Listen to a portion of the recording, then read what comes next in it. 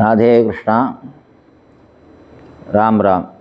நாம் இப்போது இல்லற வாழ்வு, திருமண வாழ்க்கை அப்படிங்கிற ஒரே ஒரு சொல் நமது பாரத தேசத்தில் பரதகண்டம் என்று அழைக்கக்கூடிய மிகப்பெரிய கண்டமான இந்த பாரத தேசத்தில் நமது ஹிந்து தர்மம் அப்படிங்கிறது மிகவும் தழைத்தோங்கி பல்லாயிரக்கணக்கான வருஷங்களாக பல கோடி ரிஷிகள் தவம் செய்த இடமாக, பல வேதங்கள் பயிற்சி செஞ்ச ஒரு நாடாக, ஆன்மீகத்தில் உச்சத்தில் இருந்த ஒரு நாடாகவும், பல விதங்களில் நாம் ரொம்ப உயர்வான ஒரு நிலைமையில நம்ம இருந்திருக்கோம். இமயம் முதல் இலங்கை வரை முழுவதும் நமது பாரத தேசம் என்று ஒரு காலத்தில் அழைக்கப்பட்டது. சீனா, ஜப்பான், வங்கதேசம், கலிங்க தேசம், இப்போ இருக்கக்கூடிய பாகிஸ்தான், உஸ்பெகிஸ்தான் என்று அழைக்கக்கூடிய பல நாடுகள் எல்லாமே நமது இந்திய நாட்டோட, நேபாள், சீனா எல்லாமே நம்மளுடைய இந்திய நாட்டோட ஒன்றா ஒரு காலத்தில் ஒரே கண்டமாக இருந்தது.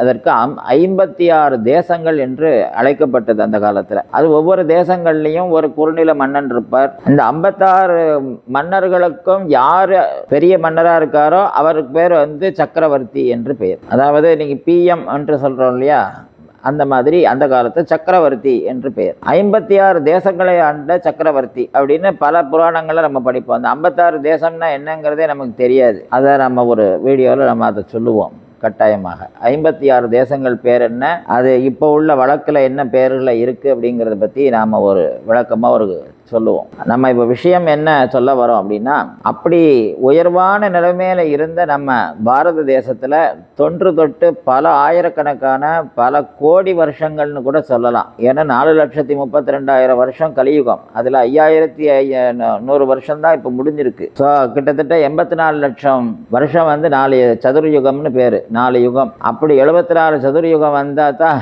ஒரு பகல் பிரம்மாவுக்குன்னு சொல்லியிருக்கு. அப்போ ஒவ்வொரு 4 யுகத்தினுடைய முடிவில் ஒரு பிரளயம் அப்படின்னு சொல்லியிருக்கு. இப்படிலாம் கணக்கெல்லாம் போட்டோம்னா நம்ம பெருசாக சொல்லணும். அப்போ அத்தனை யுகங்களை தாண்டியும் நமது தர்மங்கள், நீங்கள் ஆங்கோர் வாட் போனீங்கன்னா அங்கே புத்த மத அந்த இது இருக்குது, கம்போடியாவில் பார்க்கலாம். அதே மாதிரி ஆஸ்திரேலியா போனீங்கன்னா அங்கேயும் நமது ஹிந்து தர்ம ஆலயங்களை பார்க்கலாம். அதை மாதிரி நம்ம பேர் என்னது, கலிஃபோர்னியாவை பார்த்தீங்கன்னா அது கபிலாரண்யம் என்று அழைக்கப்படுகிறது. கபில மகர்ஷியினுடைய ஆசிரமமாக இருந்துள்ளது. சாம்பல் தீவு என்று அழைக்கப்படக்கூடிய அந்த இடம் சரக புத்திரர்கள், அதாவது சரக மன்னனுடைய புத்திரர்கள் 1000 பேர் அங்கே பஸ்மமான இடம் அப்படின்னு வரலாறுல இருக்கு. நம்ம பரமாச்சாரியால் அதை பற்றி விளக்கமாக சொல்லியிருக்கார். நீங்கள் எந்த நாடுகளுக்கு சென்றாலும் அங்கே நம்மளுடைய ஹிந்து தர்மம் மிகவும் தலைச்சோங்கி ஒரு காலத்தில் நம்ம சோழ மன்னர்கள் அந்த காலத்திலேயே கப்பல் வாணிபம் பண்ணியிருக்காங்க, நாடு கடந்து நாடு போயிருக்காங்க, எல்லாமே பண்ணியிருக்காங்க. ஏன் இப்போ இவ்வளோ விஷயங்களை நம்ம சொல்கிறோம் அப்படின்னு கேட்டால், நமது வாழ்க்கை முறை எப்படி இருக்குது அப்படின்னு மற்ற நாடுகளுக்கும் நம்மளுடைய நாடுகளுக்கும் வித்தியாசம் என்ன அப்படின்னு பார்த்தா, ஒருவனுக்கு ஒருத்தி என்ற ஒரு பழக்கம் நமது நாட்டில் மட்டுமே அதீதமாக உள்ளது. ஒருவனுக்கு ஒருத்தி, ஒரு குடும்பம்ங்கிறது ஒரு ஆண் பெண், அவ்வளோதான். ஒரு தடவை கல்யாணம் பண்ணிட்டா பண்ணது தான். அப்புறம் அவனுடைய தாயார் தகப்பனார், இந்த பொண்ணோட தாயார் தகப்பனார், அப்புறம் இந்த பையன் கூட பிறந்தவங்க, அந்த பொண்ணோட கூட பிறந்தவங்க,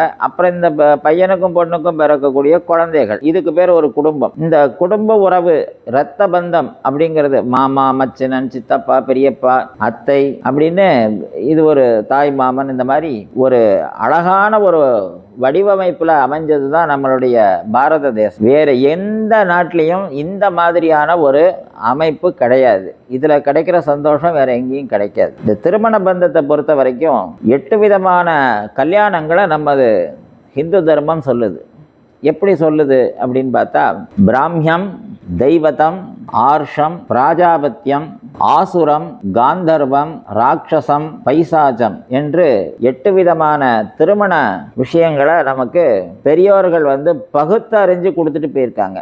வகுத்து கொடுக்கல, பகுத்தறிஞ்சு கொடுத்துட்டு போயிருக்காங்க. அதாவது இன்ன விதமாலாம் கல்யாணம் நடக்குது, இந்த மாதிரி கல்யாணங்கள்லாம் நடந்தால் அது எந்த முறையை சேரும் அப்படிங்கிறத பகுத்தறிஞ்சு, நீ இப்படி கல்யாணம் பண்ணால் இந்த கல்யாணத்துக்கு இன்ன பேர், இந்த மாதிரி கல்யாணம் பண்ணால் இதுக்கு இன்ன பேர் அப்படின்னு அப்படி பகுத்தறிஞ்சு கொடுத்துட்டு போயிருக்காங்க. அதில் முதலாவது கல்யாணம் இந்த பிராமிய விவாகம் அப்படிங்கிறது, அது இப்போ வழக்கத்தில் இல்லை, ஆனால் ஆதி காலத்தில் இருந்திருக்கு. அதான் வேதம் படித்த பையன் வேதம் படிச்சுட்டு வரும்போதே அங்கேயே அவர் அந்த தன் குல வழக்க பிரகாரம் பிரகாரம் அதே மாதிரி படித்த அதே மாதிரி வேதம் படித்த ஒரு தன் குலசிரேஷ்டர்கள் யாரோ அவங்களோட அதே கோத்திரத்தை சேர்ந்தவங்க இல்லை அது சம்பந்தப்பட்ட நபர்கள் பெரிய ஆச்சாரியர்கள் அவங்களுடைய தொடர்புல இருக்கக்கூடியவங்க அப்படின்னு ஒரே ட்ராக்ல, அதாவது ஒரே மாதிரியான வைதீகமான ஒரு முறையில் ஒரு விவாகத்தை நடத்துறது அப்படின்னு பேரு. பிரம்மத்துவம் உத்தமம்னு பேர் அதுக்கு. 2 பெரியோர்களும் பேசி 2 சமாதானங்களும் ஏற்பட்டு 2 குழந்தைகளும் பேசி எல்லாமே பேசுவாங்க. நம்ம நினைச்சுக்கிட்டு இருக்கோம் அந்த காலத்துல பொண்ணையே கண்ணில் காமிக்க மாட்டாங்கன்னு. அப்படிலாம் கிடையாது. பொன் பார்க்கும் படலம்ங்கிறதே அது ஒரு பெரிய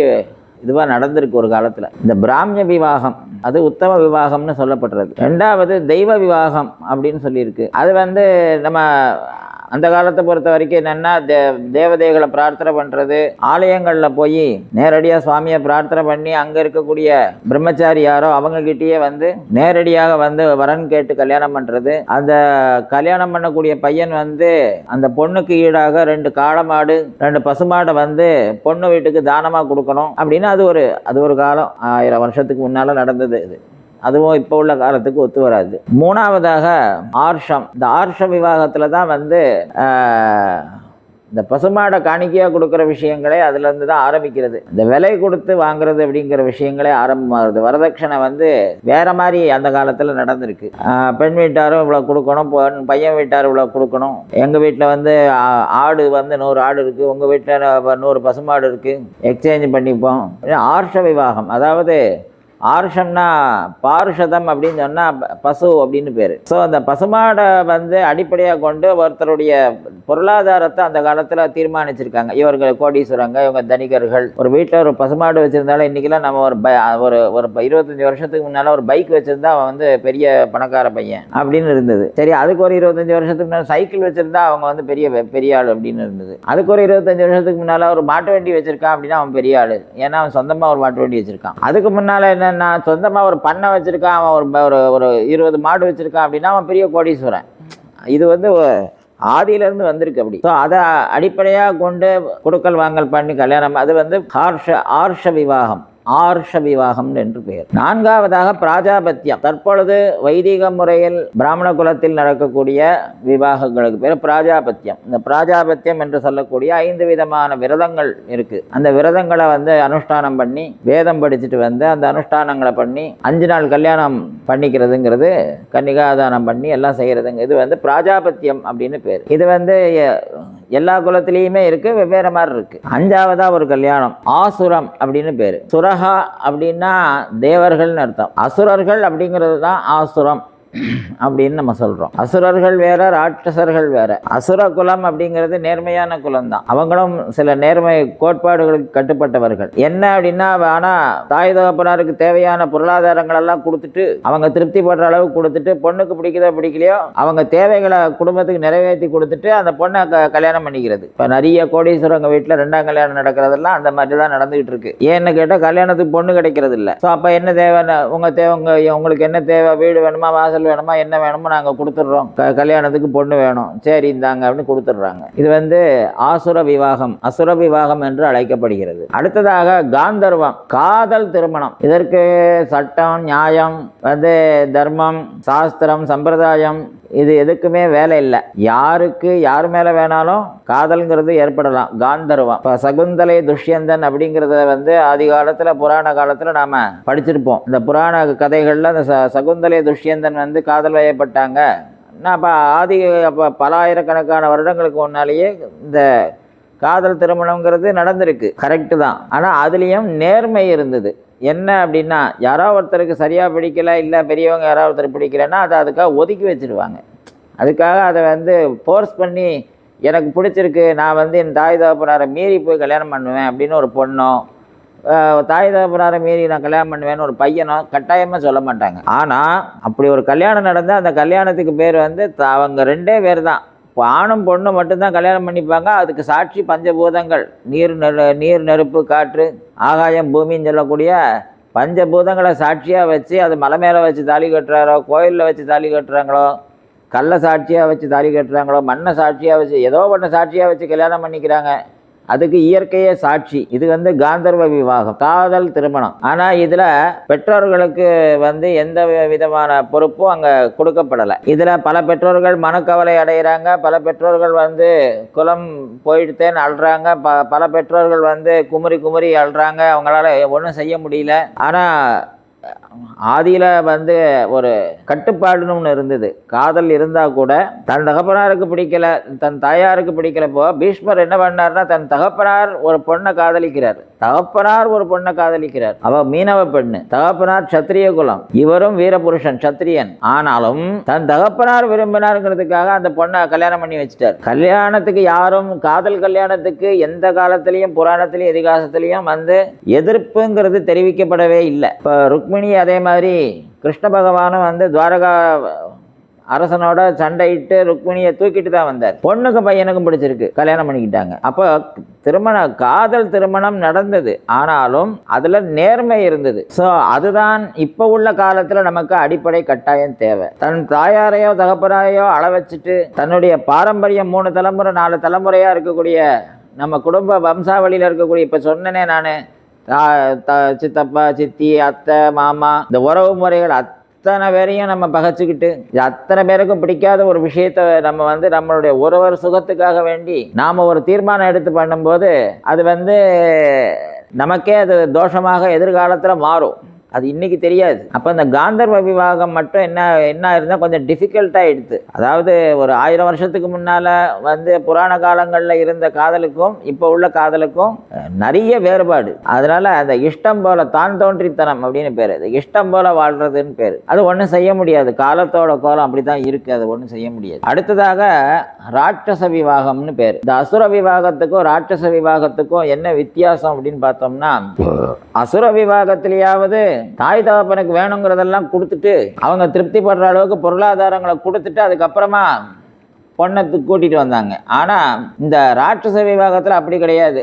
பெற்றவங்களுக்கெல்லாம் 10 பைசா கொடுக்கலாம் மாட்டான், அவங்களுக்கு வேணுங்கிறதெல்லாம் கொடுக்க மாட்டான், பொண்ணை தூக்கிட்டு வந்துடுவாங்க, முடிஞ்சு போச்சு. அப்போ அதை விட மோசமான ஒரு ராட்சச விவாகம்ங்கிறது. அந்த தவறு செஞ்சதுனால தான் ராவணன் பாதிக்கப்பட்டான். ஸோ கடைசியாக ஒரு திருமணம், அதுக்கு பேர் என்னன்னா பைசாச்ச விவாகம்னு பேர். அது இதெல்லாம் விட இன்னும் மோசம். என்னன்னா பொண்ணுக்கு சம்மதம் இல்லை, பொண்ணோட வீட்டாருக்கு சம்மதம் இல்லை, யாருக்குமே சம்மதம் இல்லாத ஒரு திருமணம். அந்த பொண்ணை கடத்திட்டு போகிறது, என்ன ஒளிச்சு வச்சு மிரட்டி கல்யாணம் பண்ணுறது, இந்த மாதிரி மோசமான ஒரு செயல்களில் ஈடுபடுறது, அதுக்கு பேர் பைசாச்ச விவாகம், அதாவது பிசாசுத்தனம்னு பேர். அதுக்கு அவ்வளோ மோசமான தாழ்த்தப்பட்ட இருக்கிறதுலேயே மோசமான டீக்ரேடு விவாகம்னு பேர். தூக்கிட்டு போய் கல்யாணம் பண்ணுறது, இந்த தவறு செய்யக்கூடாது. அப்போது இப்போ இந்த 8 விதமான விவாகங்களில் எது நமக்கு உத்தமமான விவாகமாக தெரிகிறது அப்படின்னு பார்த்தோம்னா, பிராமிய விவாகம் என்று சொல்லக்கூடிய ஒரே ஒரு விவாகம் மட்டுமே நாம் இப்போ இந்த காலத்தில் கடைப்பிடிக்கக்கூடிய ஒரு உத்தமமான ஒரு வழியாக இருக்குது. என்ன அப்படின்னா, ஓரளவுக்கு இப்போ தெளிஞ்சிருக்காங்க ஜனங்கள். என்ன அப்படின்னா, என் பொண்ணுக்கு பிடிச்சிருந்தா தான் நான் பையனை கல்யாணம் பண்ணி கொடுப்பேன்னு பெரியவங்களும் இறங்கி வந்துட்டாங்க. பையனுக்கும் அதே மாதிரி அந்த பொண்ணை பிடிச்சிருந்தா தான் நான் அந்த பையனை கட்டி கொடுப்பேன்னு அங்கேயும் இருக்காங்க. ஸோ 2 வீட்லேயும் பொருத்தங்கள் எல்லாமே பார்த்தாலுமே கூட பொண்ணும் பையனும் பேசுகிறதுக்கு ஒரு டைம் கொடுக்குறாங்க.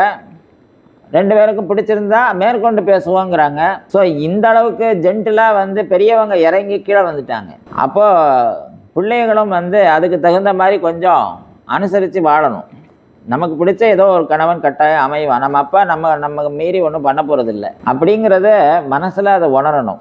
அந்த பிராமிய விவாகம் என்று சொல்லக்கூடிய உத்தம விவாகம். அப்போ இது பெரியோர்களால் பார்த்து நிச்சயிக்கப்பட்டு, நாளைக்கு மஞ்சள் பத்திரிகையில் நம்ம பேர் வரணுமா இல்லைன்னா வேறு பத்திரிகையில் நம்ம பேர் வரணுமாங்கிறத நம்ம தான் தீர்மானிக்கணும். மேற்படி சுப முகூர்த்தம் ஈஸ்வர கிருபையாலும் பெரியோர்களாலும் நிச்சயிக்கப்பட்டு, மேற்படி முகூர்த்தம் இன்ன திருமண மண்டபத்தில் இன்ன ஊரில் வைத்து நடக்க இருப்பதால் தங்கள் உற்றார் உறவினர் நண்பர்கள் அனைவரும் புடைசூழ இல்ல திருமண விழாவிற்கு வந்திருந்து மணமக்களை வாழ்த்துமாறு கேட்டுக்கொள்கிறோம் அப்படின்னு ஒரு பத்திரிகை தமிழில் அடிக்கிறாங்க. அந்த ஒரு கௌரவமான ஒரு கல்யாணம் வாழ்க்கையில் நமக்கு வேணும் அப்படின்னு ஒவ்வொரு பையனும் பொண்ணும் நினைக்கணும். இப்போ இந்த விஷயத்தை பற்றி சொல்ல வேண்டிய அவசியம் ஏன் வந்தது அப்படின்னா, இப்போ வேலண்டைன்ஸ் டே அப்படின்னு ஒரு டே இப்போ இந்த பிப்ரவரி 14ஆம் தேதி ஒன்று வருது. காதலுக்கு யாரும் எதிர்ப்பு இல்லை, ஆனால் பெரியோர்களை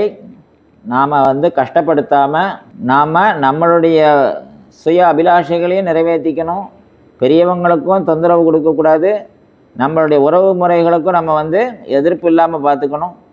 இது எல்லாத்தையும் அனுசரித்து எப்படி நம்ம வாழ்கிறதுங்கிறத யோசிக்கணும்.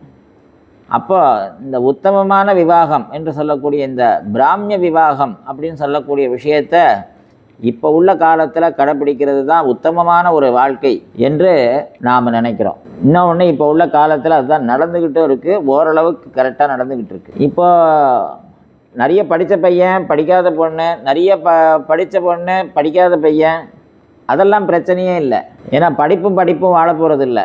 ஒரு பையனும் பொண்ணும் வாழ போகிறாங்க. டிகிரிக்கு இந்த பொண்ணு நிறைய டிகிரி படிச்சிருக்கா, பையன் சின்னதாக கம்மியாக படிச்சிருக்கான், அதனால் வேண்டாம். பையன் நிறைய படிச்சிருக்கான், பொண்ணுக்கு இப்போ டிகிரி காணாது, வேண்டாம். பொண்ணு 2 லட்ச ரூபா சம்பளம் வாங்குறா, பையன் 50,000 ரூபா சம்பளம் வாங்குறான், வேண்டாம்.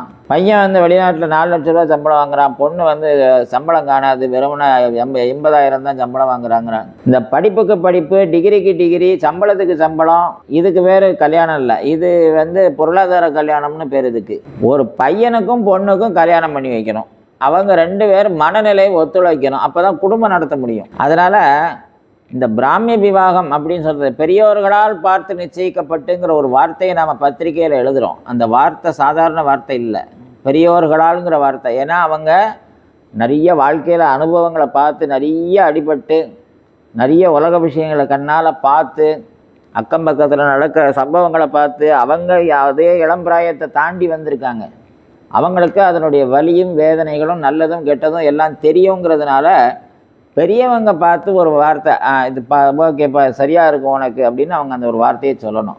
அப்படி சொல்லி அந்த கல்யாணம் பண்ணினோம் அப்படின்னா அதில் நமக்கு வாழ்க்கையில் நிச்சயமாக நமக்கு ஒரு தொய்வு, ஒரு கீழ்நிலை எதுவுமே ஏற்படாது. எந்த நிலைமையிலையும் அட்ஜஸ்ட் பண்ணி நிச்சயமாக நல்ல வாழ்க்கை அமைஞ்சு போயிடும். அதனால் எதுக்காக இதை சொல்ல வந்தோம் அப்படின்னா, இப்போ இந்த மாதிரி ஒரு நாளில் நாம் இந்த கல்யாண விஷயங்களை பற்றி கொஞ்சம் ஆலோசனைகள்லாம் பண்ணி கொஞ்சம் சிந்தித்து செயல்படணும் அப்படிங்கிற ஒரு ரெக்வெஸ்ட், அதாவது தாழ்மையான ஒரு வேண்டுகோளாக ஜனங்களுக்கு நாங்கள் தெரியப்படுத்துகிறோம் அப்படிங்கிற ஒரு அபிலாஷையோடு இந்த விஷயத்தை சொல்லியிருக்கோம். அதனால் இந்த 8 விதமான விவாகங்களில் இந்த பிராமிய விவாகம், பெரியோர்களால் பார்த்து பண்ணக்கூடிய இந்த திருமணத்தை நல்லபடியாக ஏற்றுக்கொண்டு இளைஞர்களும் பெண்களும் குமரிகளும் சௌக்கியமான நல்ல வாழ்க்கையை அமைச்சுக்கணும்னு அந்த இறைவனை பிரார்த்தனை பண்ணி விஷயத்தை சொல்லி முடிக்கிறேன். ராதே கிருஷ்ணா, ராதே கிருஷ்ணா.